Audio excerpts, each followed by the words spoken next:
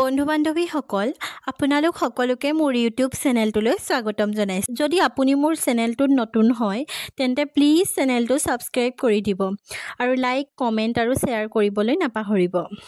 মদৰ কাৰণে কাৰোবাৰ জীৱন শেষ হৈ যায়, কাৰোবাৰ সুখৰ সংসাৰ শেষ হৈ যায়। মদৰ বাবে মানুহৰ মানসিক ভাৰসাম্যতাও হেৰুৱাবলগীয়া হয়।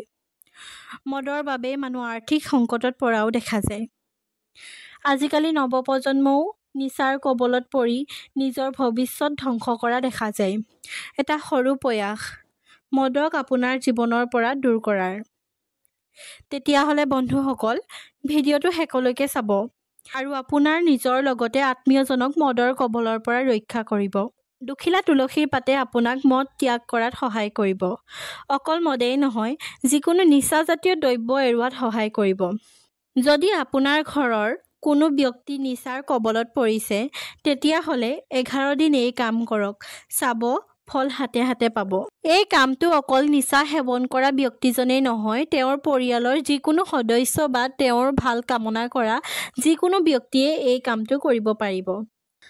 আটাৰ এটা বল, মানে ৰুটি বনাবলৈ যেনেকৈ আটা মঠি বল বনাই লওঁ, তেনেকৈ এটা গোল বনাই ল'ব। কিন্তু তাত নিমখ নিমিলাব।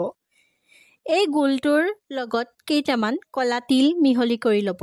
ইয়াৰ ওপৰত দুখিলা তুলসীৰ পাত দিব আৰু এটা পাত্ৰত অকণমান পানী ল'ব। ইয়াৰ পিছত 7 বাৰ হনুমান চালিচা পাঠ কৰিব। 7 বাৰ হনুমান চালিচা পাঠ কৰাৰ সময়ত আপুনি আপোনাৰ সোঁ হাতৰ মধ্যমা আঙুলিৰে পানীখিনি লৰাই যাব আৰু মুখেৰে হনুমান চালিচা পাঠ কৰিও যাব।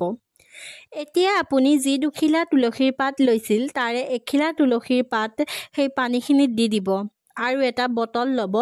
বটলটোত পানীখিনি ভৰাই থ'ব আৰু আনখিলা তুলসীৰ পাত আটাৰ লাডুৰ সৈতে সৰু সৰুকৈ টুকুৰা কৰিব আৰু বাহিৰৰ মুকলি ঠাইত পেলাই দিব আৰু এই পানীখিনি মদ খোৱা ব্যক্তিজনক খাবলৈ দিব।